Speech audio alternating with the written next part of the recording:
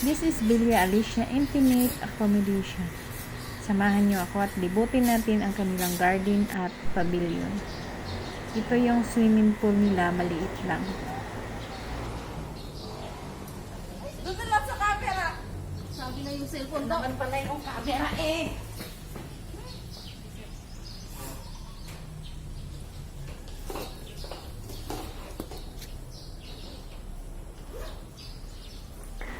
May photoshoot kami at ayan yung mga damit. Ayan, yung susuotin nila. Dito lakad tayo sa bandang gate nila. Diyan naman sa may karatula, kung gusto mo sa loob lang gaganapin ang celebration nyo, yan yung lugar na ganapan nila. Dito fresh ang lugar kasi maraming mga malalaking puno. Kahit mainit ang panahon, hindi mo maramdaman yung alinsangan kasi natatakpan ng mga dahon.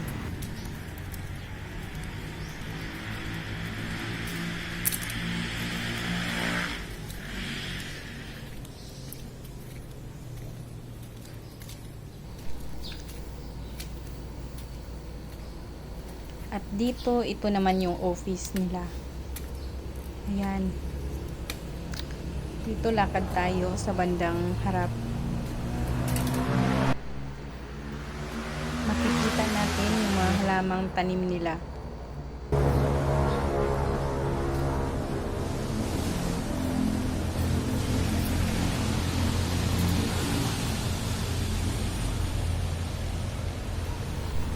May mga tanim silang anahaw na nakapaso. Tingnan natin. Ayan yung mga nakapaso, nakahilira. Dito sa may bandang gate, nandito yung mga nakapasong anahaw. Ayan, lapitan natin. Ayan siya. Ayan, mga gaganda.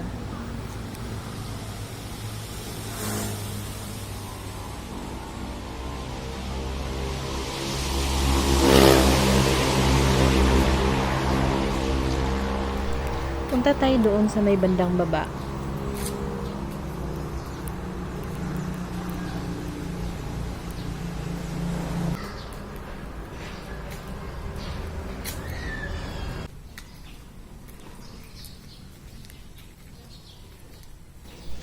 Sunod nating puntahan yung garden nila at saka yung event place.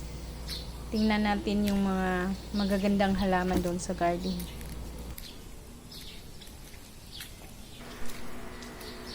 Dito, baba tayo. Tingnan natin yung mga halaman nila. Ayan yung mga mayana nila, magagandang kulay. Mayana lang siya pero ang gaganda ng mga dahon niya. Ayan, baba tayo. Tingnan natin yung iba nilang mga halaman. Ayan.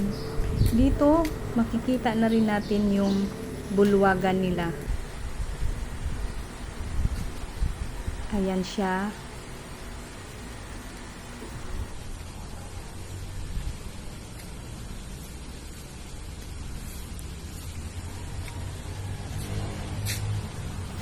Dito ginaganap kung gusto ng customer na sa labas gaganapin yung birthday or weddings, dito nila ihahanda.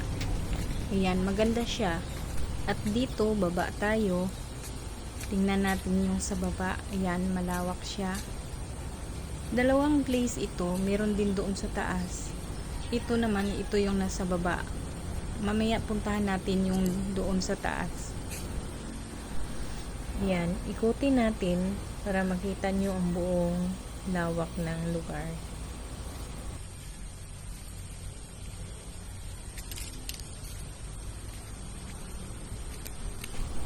Dito, ikot tayo. Ayan.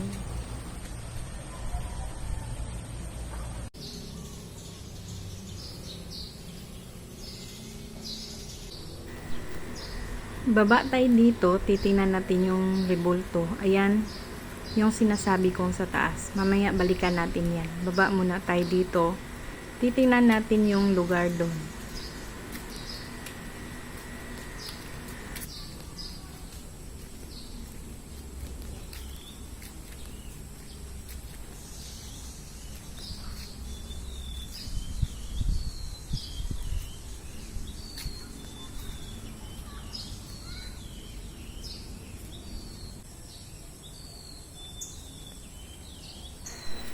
Ngayon, puntahan naman natin yung doon sa may taas.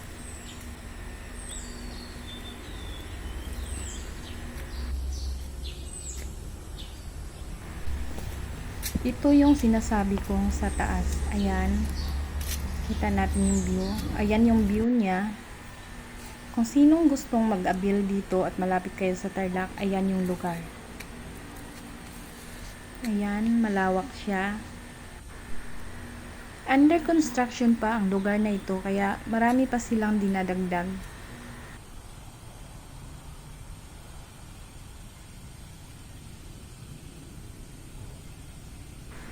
And that's all. Thank you for watching. Bye-bye.